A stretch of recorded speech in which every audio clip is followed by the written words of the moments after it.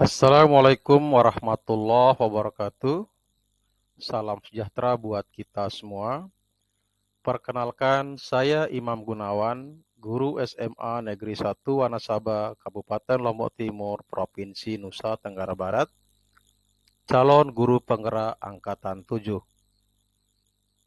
Pada kesempatan ini, saya akan menyampaikan demonstrasi kontekstual pemikiran Ki Hajar Dewantara dan implementasinya di sekolah. Menurut Ki Hajar Dewantara, tujuan pendidikan adalah menuntun segala kodrat yang ada pada anak-anak agar mereka dapat mencapai keselamatan dan kebahagiaan yang setinggi-tingginya, baik sebagai manusia maupun sebagai anggota masyarakat. Artinya, pendidikan dapat memberikan anak-anak mencapai kebahagiaan dan bertumbuh menjadi individu yang berkarakter, mandiri, dan sesuai dengan kodrat tumbuh kembangnya sebagai seorang anak. Peran pendidik adalah menuntun. Pendidik itu hanya dapat menuntun tumbuh atau hidupnya kekuatan kodrat yang ada pada anak-anak agar dapat memperbaiki lakunya, bukan dasarnya hidup dan tumbuhnya kekuatan kodrat anak. Dalam proses menuntun, anak diberi kebebasan, namun pendidik sebagai pamong dalam memberi tuntunan dan arahan agar anak tidak kehilangan arah dan membahayakan dirinya dan dapat menemukan kemerdekaannya dalam belajar. Peran pendidik ibarat petani atau tukang kebun. Tangan dingin Pak Tani dalam mengolah lahan, menanam, merawat, membersihkan gulma dan hama, memupuk, maka tanaman itu akan tumbuh dengan optimal.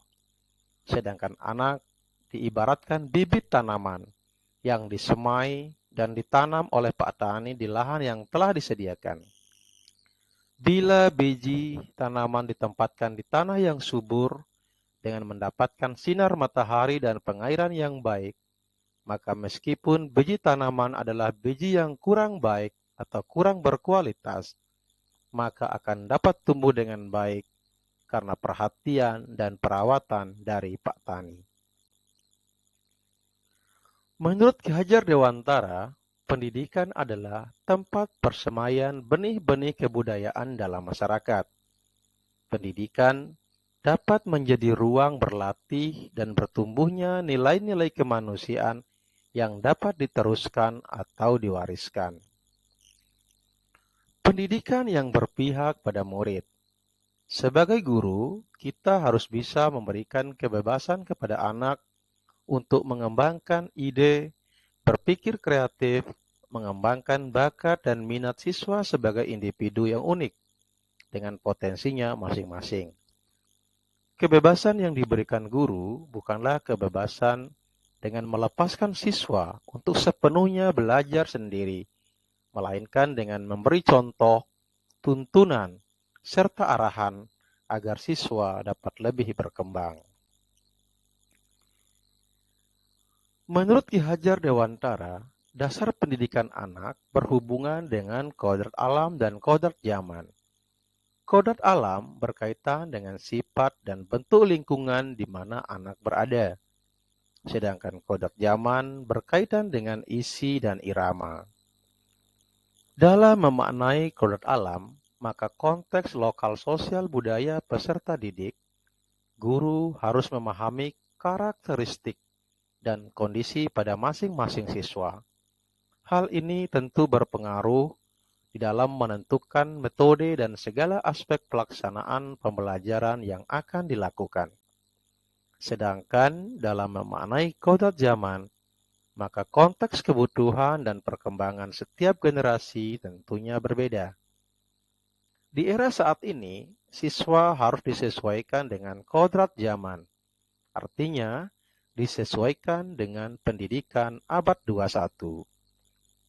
Pendidik mengenalkan mengenai literasi digital dan teknologi agar siswa dapat menerapkan teknologi dengan baik dan positif serta tidak terjebak pada dampak negatif dari perkembangan teknologi saat ini. Bagaimana implementasinya di sekolah atau di kelas? Implementasi di sekolah, misalnya kegiatan imtak pagi, sholat berjamaah, kegiatan literasi atau membaca buku di perpustakaan, kegiatan-kegiatan ekstrakurikuler seperti pramuka, PMR, dan lain-lain, bimbingan LDK atau latihan dasar kepemimpinan, serta kegiatan seperti Sabtu Budaya. Sedangkan implementasi di kelas adalah menggunakan metode pembelajaran yang bervariatif. Misalnya, metode pembelajaran yang berinteraksi dengan alam, metode pembelajaran yang memanfaatkan teknologi dalam pembelajaran, metode pembelajaran diskusi kelompok, metode pembelajaran praktikum. Demikian demonstrasi kontekstual dari saya. Terima kasih. Assalamualaikum warahmatullahi wabarakatuh.